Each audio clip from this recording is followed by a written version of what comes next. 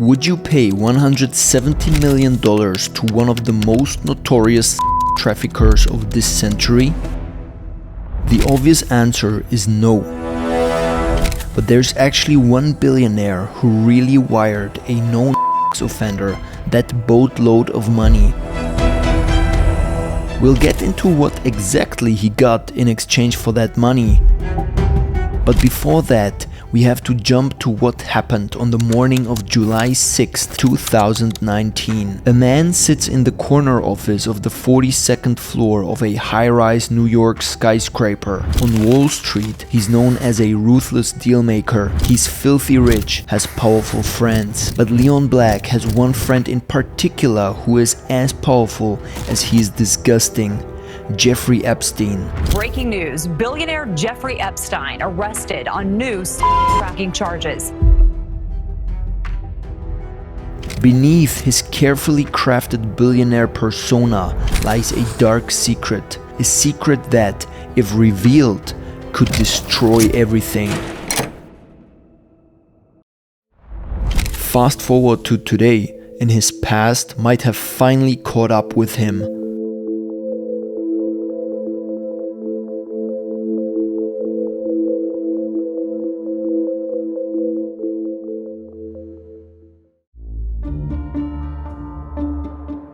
Jeffrey Epstein got away with what he got away with because of who was in his address book.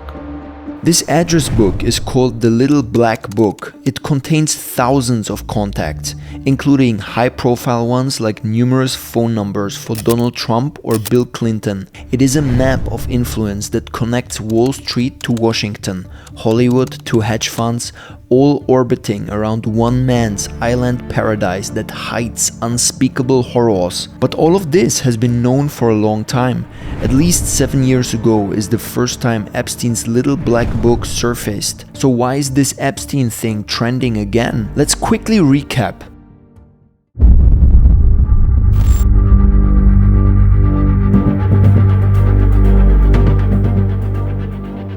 In 2008, Epstein was found guilty of soliciting prostitution from a minor. Most men in that position disappear into the prison system for years. Epstein didn't. He got 18 months. Daytime work release from his own private wing, back to his mansion for meetings, back to his cell at night. The court system merely gave him a slap on the wrist. Fast forward a decade, he's arrested again. But this time the charges are darker, larger, industrial in scale, human trafficking. Epstein was accused of operating a pattern of exploitation across his residences in Manhattan, Palm Beach and elsewhere. His victims were recruited to service Epstein, his friends, and to recruit others into the cycle. The details are widely covered in countless YouTube videos or Netflix documentaries. But here's what matters now. First, the Department of Justice is reportedly sitting on a truckload of unreleased files. The Epstein files. They are the center of attention of the recent X feud between Elon Musk and Donald Trump. Time to drop the really big bomb. Donald Trump is in the Epstein files. That is the real reason they have not been made public. Have a nice day, DJT. He doubles down and says, mark this post for the future, the truth will come out. The documents are so valuable and explosive that even the President of the United States couldn't stay silent about it. These files allegedly include thousands of images and videos, some featuring minors, plus Epstein's infamous Black Book, evidence of abuse, evidence of association. And yet, here's the second point, the one that burns the loudest. Aside from Epstein himself and his longtime associate Ghislaine Maxwell, no one else has faced criminal charges. Not one. Effectively, this means all this human trafficking was all for Epstein's own benefit. The parties, the island, the private jets were for an audience of one and not for anyone associated with a Little Black Book. Which brings us to Leon Black. And the questions that don't go away. And why would someone pay $170 million to a convicted predator? Who really kept the Epstein system going? This story isn't just about Epstein or Leon Black. It's about the machine that made him untouchable. To get to the bottom of this, we have to rewind. Because Leon Black has been close to massive criminal enterprises before. This wasn't his first time standing in the shadows. Leon Black's life seems straight out of a storybook. There are a lot of influential and privileged people working in the finance industry. One thing most of these people have in common is their upbringing. Prestigious schools, high-profile events, and luxurious vacations. And that's also the case for Leon Black. Born into wealth, Leon enjoys a life of privilege, opportunity, and pleasure. But the story of his picture-perfect life is about to take an ugly turn. On a cold February morning, a man drives to his office in the towering Pan Am building. But in just 10 minutes, he will be dead. 8 a.m. he arrives at United Brand's executive offices, a lonely figure in the quiet halls. He walks into his corner office on the 44th floor. Though he is the head of a major company, the room is unassuming, like the man's crushed spirit. He recently acquired United Brands, hoping to restore it to its former glory. But instead, the company's losses spiraled out of control. As the weight of his failures grows unbearable, the man stands at the window, staring out at the city far below. Financial ruin is awaiting him. Suddenly, he swings his briefcase against the glass, shattering the silence. He climbs onto the ledge and leaps. 44 floors below, his body hits the ground. This man was Eli Black, Leon Black's father.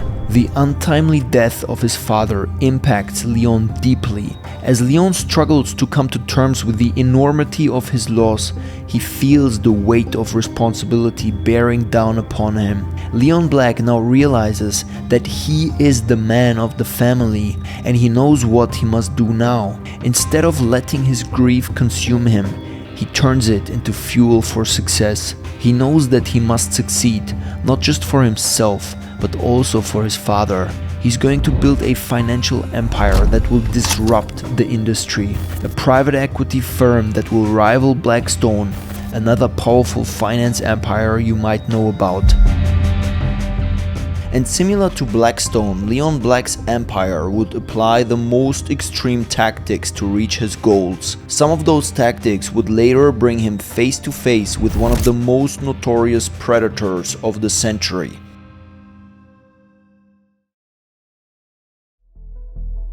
Shortly after graduating, Leon is hired by Michael Milken, the junk bond king, to work at Drexel Burnham Lambert. Who was this Pied Piper of corporate paper, this king of junk bonds? Our icon of the day is Michael Milken, named one of the 75 most influential people of the 21st century.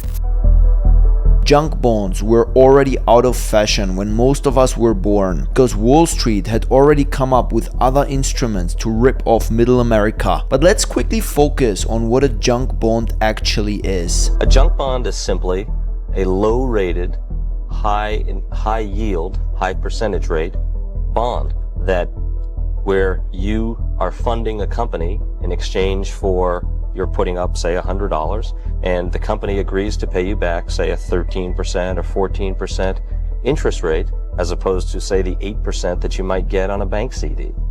But you don't have any insurance on it. On a junk bond, you don't have the same type of good credit quality that a firm like Coca-Cola might give you or a Walmart might give you. Michael Milken is a master of this world. He knows the ins and outs of the junk bond market like the back of his hand, and he has a talent for identifying undervalued companies with a potential for explosive growth. Leon starts as an associate in the mergers and acquisitions department, but his razor-sharp mind and unrelenting ambition propels him to the top of the firm as the managing director. But it's also this ambition that will trigger his downfall later. For now though, he works closely closely with Milken and is regarded as his right-hand man. Leon can't help but be captivated by Michael Milken.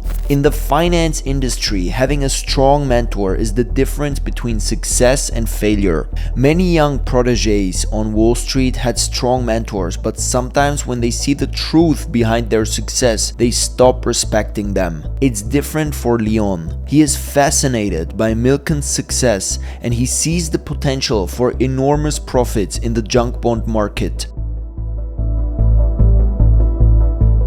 But as he gets caught up in Milken's orbit, absorbing his teachings like a sponge, Leon starts to see the lines between legal and illegal becoming blurred, and Leon Black soon realizes that great success comes at a cost.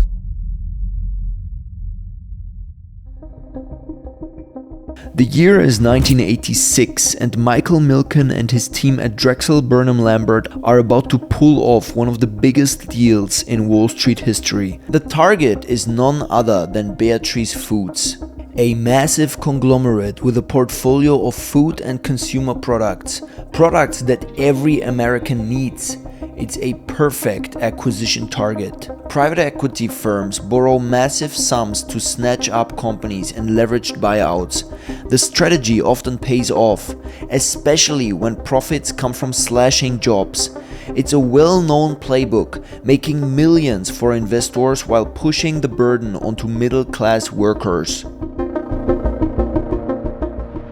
But if that newly acquired business doesn't generate enough revenue to pay off the debt, the consequences can be catastrophic. It's a high-risk, high-reward game, and only the bravest are willing to play. At the forefront of this high-stakes deal is none other than Leon Black himself. He's laser-focused on making as much money as possible for Drexel's clients. Their fate rests in his hands as he hunts for the best investment opportunities and negotiates favorable terms. The clock is ticking and the pressure is mounting. However, Black remains calm and collected while working around the clock to ensure that everything goes according to plan. Finally, after weeks of intense negotiations and sleepless nights, the deal is done.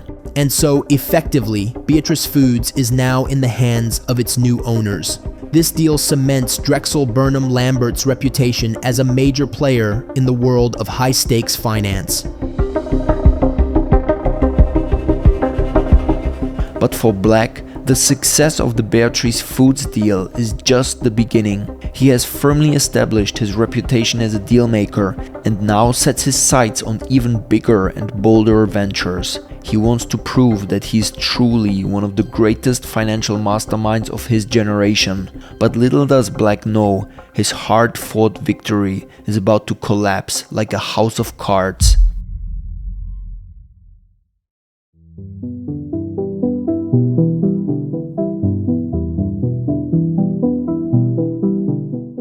Michael Milken is not one to play by the rules. For him, the end always justifies the means. But the pillars of Milken's mighty empire are already crumbling beneath the weight of their own corruption, and Leon Black will soon find himself in the eyes of a raging storm. On the 12th of May, Dennis Levin, a managing director in Drexel's M&A department, is charged with insider trading. The day in 1985, Levine traded on inside information in Nabisco stock. Making 2 phone calls, I made close to $3 million. And that's what drove it. That was the insanity of it all. It wasn't that hard. You get bolder and bolder and bolder, and it gets easier, and you make more money, and it feeds upon itself. And looking back, I realized that I was sick, that it became an addiction, that I lived for the high of making those trades, of doing the next deal, making the bigger deal. Levin pleads guilty to 4 felony charges and provides information to the authorities implicating partner Ivan Boesky in similar illegal activities. In other news today, the biggest name in Wall Street's insider trading scandal, Ivan Boesky, has finally appeared in court. He made hundreds of millions of dollars by buying and selling in companies just as they were about to be taken over. But Boesky used inside information, as you know. First, he paid a fine, and now he faces time in prison. It was a grim-faced Ivan Boesky who entered the federal courthouse in Lower Manhattan today. Under an agreement with prosecutors, he pled guilty to a criminal charge of filing false information with the Securities and Exchange Commission. When approached with a plea deal, Boesky offers the kingpin to the SEC, Michael Milken. Boesky, facing several lifetimes in prison, makes a deal with prosecutors. That includes accusing Milken of wrongdoing. Armed with the information provided by Boesky, the SEC launched their investigation into Milken. As the investigation heats up, Leon Black finds himself in a nerve-wracking situation.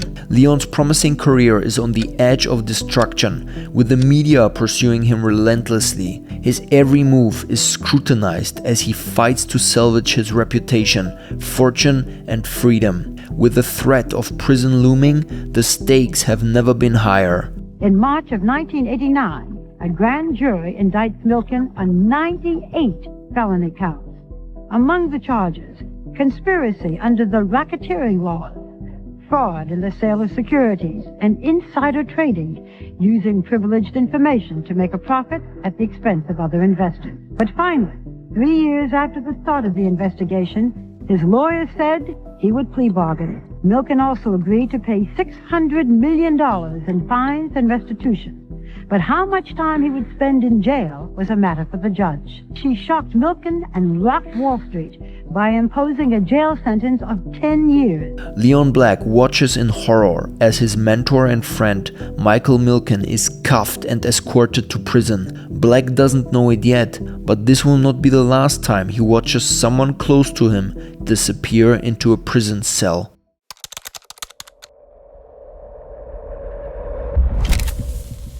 Milken pleads guilty to 6 felony counts and is sentenced to 10 years in prison, a severe punishment for a man who has been at the top for so long. The once mighty Drexel Burnham Lambert crashes and burns, consumed by the flames of scandal and corruption. Once upon a time in the 80s, 4 men nearly destroyed Wall Street. Who were those 4 men? At the lower end is Dennis Levine, an investment banker who was accused by the SEC of making $12.6 million in insider trading profits. Next up the rung, Martin Siegel. Then there was his co-conspirator, Ivan Boesky. And finally, there was Michael Milken, the junk bond king. The question of whether or not Leon Black is innocent in the Milken scandal remains complex and unresolved. While Leon Black has not been implicated in any illegal activities related to the scandal, he did work closely under Milken's wing. And many wonder if he is a shrewd and calculating businessman who knows how to toe the line without crossing it.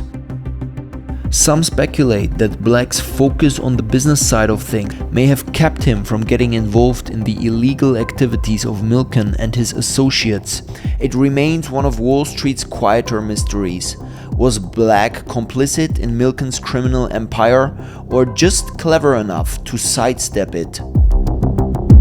For now though, Black is focused on the next big thing.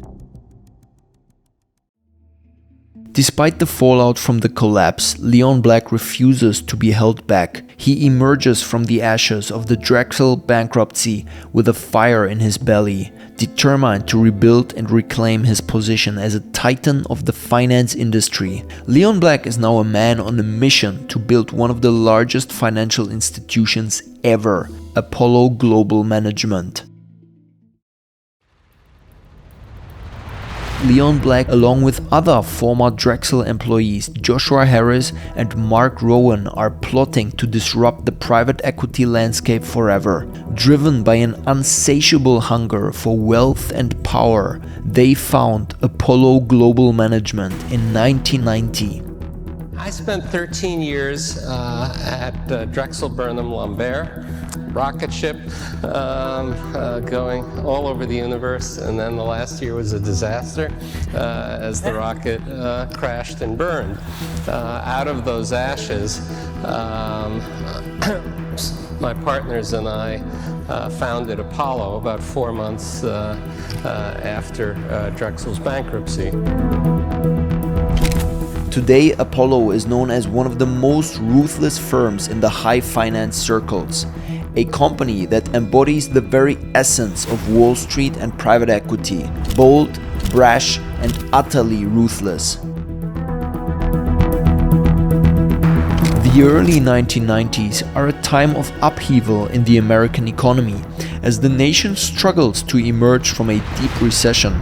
It's in this climate that Leon Black first encounters Jeffrey Epstein, not in a boardroom, not across a negotiating table, but as friends. By then, Epstein is already more than just a financier. He's a social operator with a growing network of powerful contacts. Since 1988, he's carved out a niche as a consultant to the elite, advising clients whose net worth starts at $1 billion. Some of his clients are already global titans. Leon Black isn't there yet.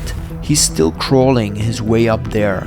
Black sees the 90s as his time of opportunity. That there were a lot of undervalued situations that existed going into a recession, a lot of distressed situations with very good assets. Two words: distressed assets, the discarded parts of companies that have fallen on hard times. Good companies with bad balance sheets.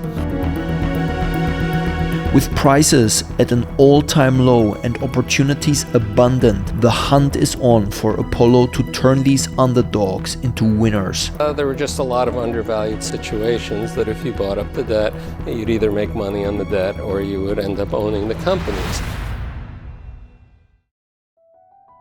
Within 6 months after the collapse of Drexel, Apollo launches the Apollo Investment Fund LP, the first of its private equity investment funds, and Black and his team set out to make their mark on the world of distressed investing.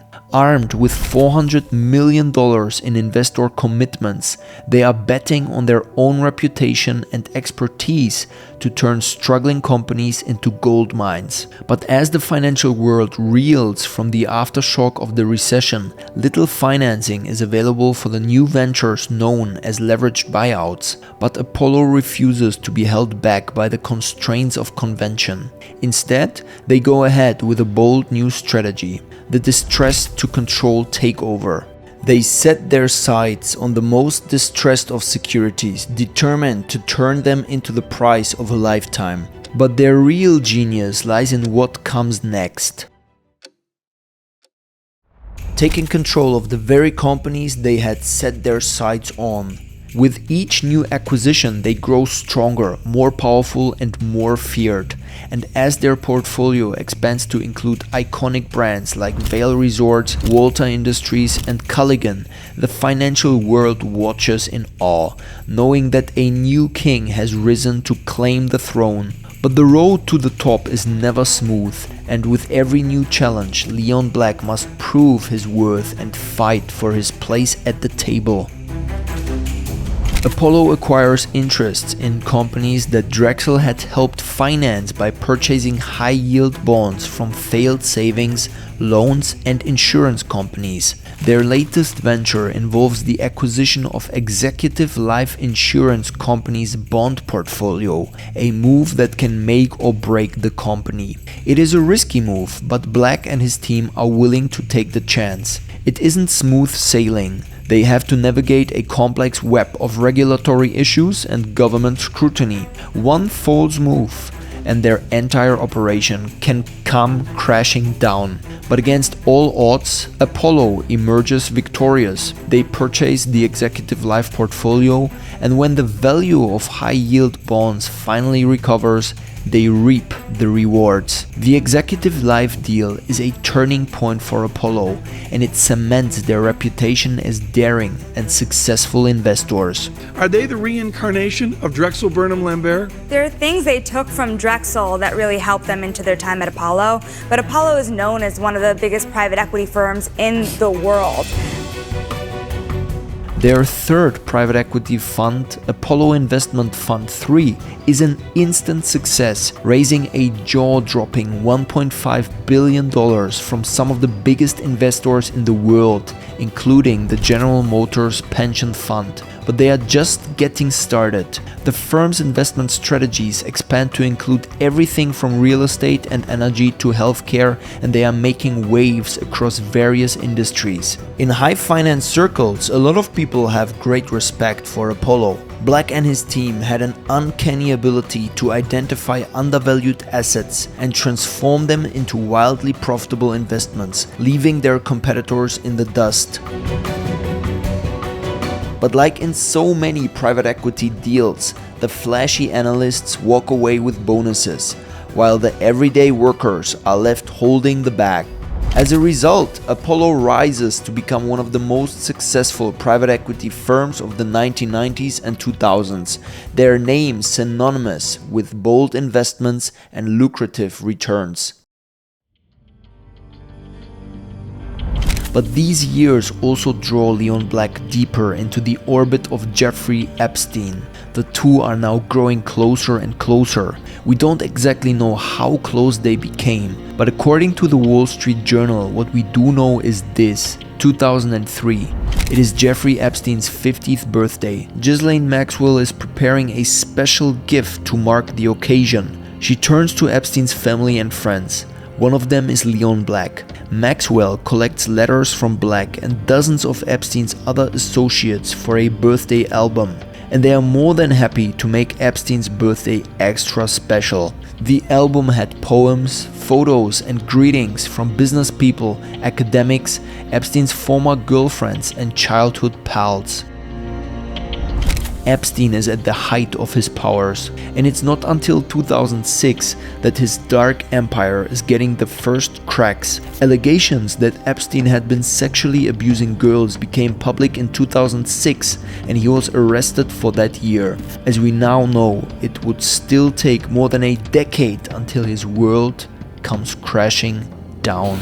But while one man's dark empire is in demise, Leon Black is still busy building his own. He finally turns Apollo into a global powerhouse. In 2010, they make their biggest acquisition to date, buying Dutch chemical company LyondellBasell for a whopping $19 billion. This set the stage for their global expansion. In 2013, they acquire McGraw-Hill Education, a major player in the education industry. In 2016, they acquire ADT, a top-tier provider of security and automation solutions for homes and businesses. As Apollo makes its move into the lucrative home security market, Leon Black stands at the helm. His unparalleled leadership and ruthless investment tactics has transformed Apollo Global Management into a juggernaut. It seems to Black that he is invincible, but what happens next threatens to bring him crashing down. The world is about to witness a catastrophic fall from grace, unlike anything they've ever seen before. Multi-millionaire investment manager Jeffrey Epstein has been arrested for alleged trafficking of minors in Florida and New York. In 2021 comes the bombshell revelation that rocks the financial world to its core. There was something happening here that was bigger than just Jeffrey Epstein. Leon Black paid something like $158 million to Epstein over the course of 2012 to 2017. That Leon Black wired Epstein about $50 million in 2008 after Epstein was convicted of soliciting prostitution from teenage girls. A consultancy firm that manages or helps manage rather about $160 billion worth of investments has told its clients, do not put money with Apollo. The news sends shockwaves through the world. The public outrage is massive and the media frenzy relentless as new details of Leon Black's association with Jeffrey Epstein come to light.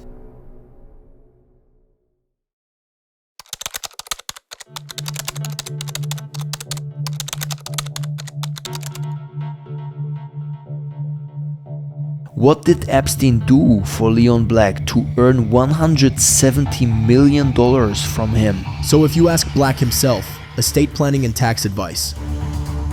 But there is a little catch. Epstein was neither a licensed tax attorney nor a certified public accountant. I just did estate planning. Okay. And I know some of these estate planners that are the high-end estate planners that deal with billionaires. Who the hell has ever spent $158 million on estate planning services? $170 million for tax advice from a man globally infamous for trafficking minors.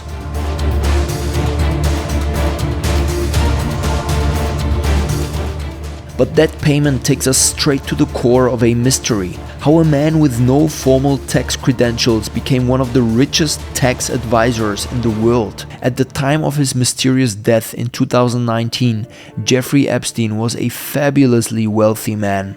2 private Caribbean islands, a portfolio of lavish homes, and roughly $380 million in cash and investments. Total net worth $578 million.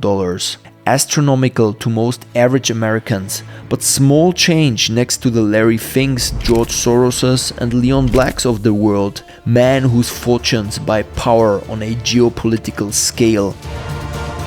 And yet Epstein was considered one of the most powerful figures in elite social circles. Why? How he became so powerful and rich is at the heart of all of the Epstein scandal. The official story claims Epstein's sex crimes had nothing to do with his day job as a financial advisor to billionaires offering investment, estate, and tax planning. In a 2013 corporate filing, Epstein called himself an experienced and successful financier and businessman, an entrepreneur who has built several highly profitable companies, one of the pioneers of derivative and option-based investing. That was the resume Leon Black trusted with his taxes and wealth planning, but the whispers in the financial world tell a different story than Black.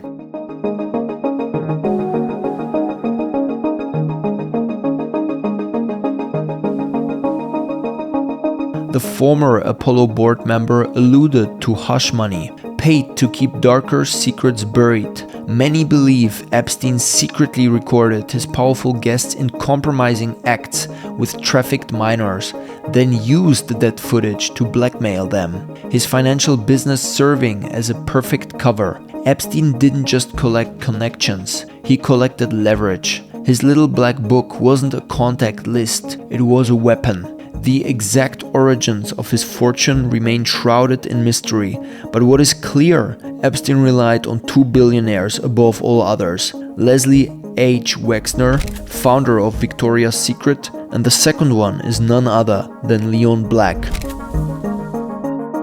From 1999 to 2018, Epstein's 2 main businesses generated more than $800 million in revenue. At least $490 million came directly to him in fees. Wexner and Black provided more than 75% of that fee income. For nearly 2 decades, those 2 clients were his financial lifeline, which means Leon Black wasn't just a client. He was critical to Epstein's empire. He was the client. And when that fact became public, the fallout was instant. Black's reputation crumbled, and his name is forever linked to one of the most notorious offenders in modern history. Apollo Global Management announcing that Leon Black will step down as its CEO, this coming after an investigation into Black's dealings with Jeffrey Epstein. He stepped down as CEO, but the questions haven't gone away. So now we're left to wonder how many more paid Epstein for so-called estate planning or tax advice.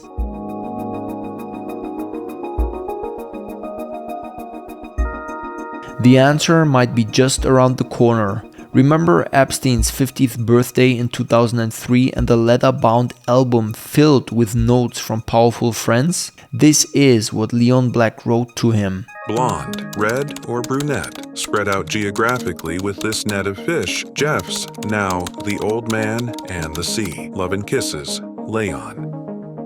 As pressure mounts in Congress, the full scope of Leon Black's and others' dealings with Epstein remains locked away, for now.